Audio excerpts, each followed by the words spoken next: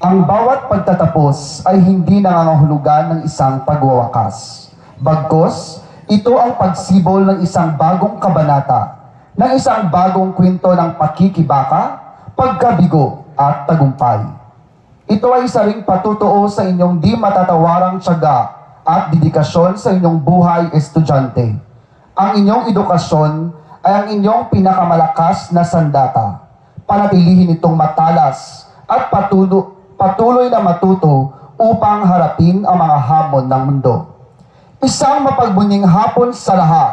Ito ang 8 taong pagdiriwang ng araw ng pagtatapos ng Senior High School ng Gala National High School Ballesteros Extension sa taong pang-akademya 2004 hanggang 2025 sa ating magigiliw na mga binibini at mga ginoo. Hayaan nating bigyan ng daan ang mga magsisipag tapos sa taong panuruan 2025 kasama ang kanilang mga mahal na mga magulang, mga pinagpipitagang guro at magigiliw nating mga panauhin sa kanilang natatanging pagmarcha. Pagpasok sa ating bulungan ay ang mga magsisipag tapos mula sa General Academic Strand.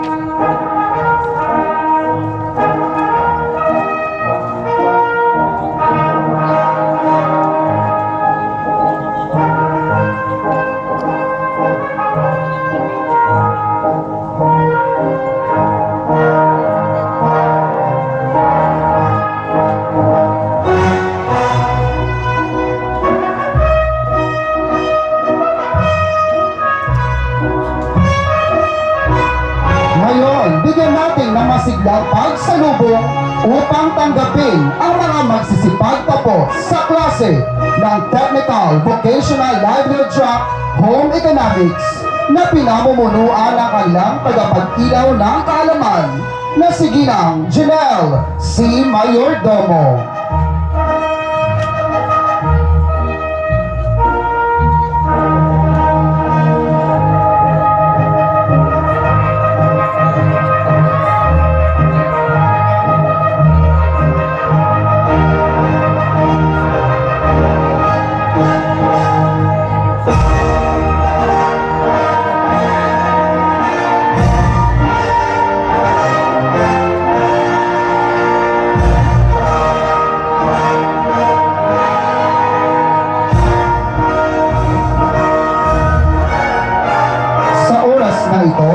Saksihan din natin ang paglalagay ng mga ribbons ng mga magulang sa mga alagad ng kaalaman nating mag-aaral mula sa Grade 12 Capricorn at vice versa.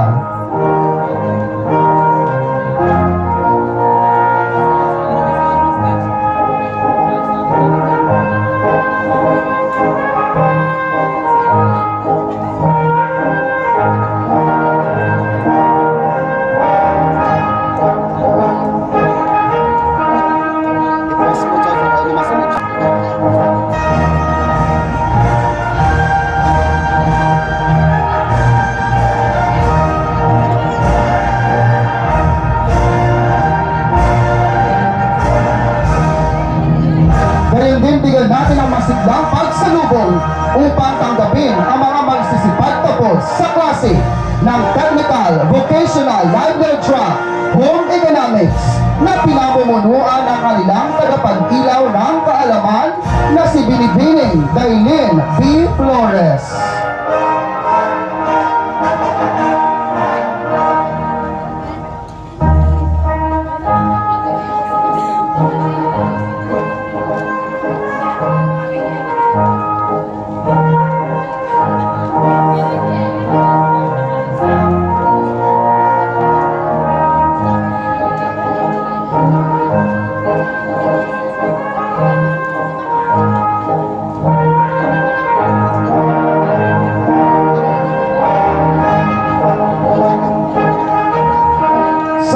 Ito, saksihan din natin ang paglagay ng mga ribbons ng mga magulang sa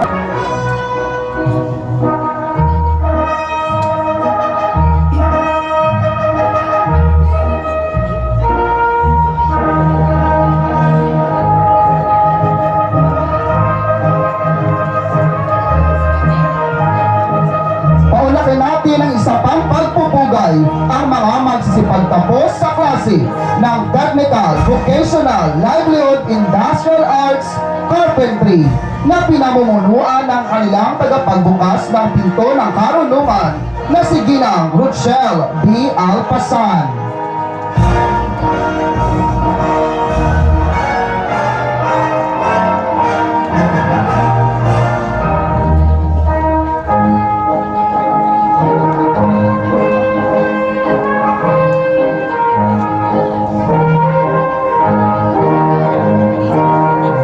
Anak at mag-aaral at vice versa mula sa grade 12 Virgo.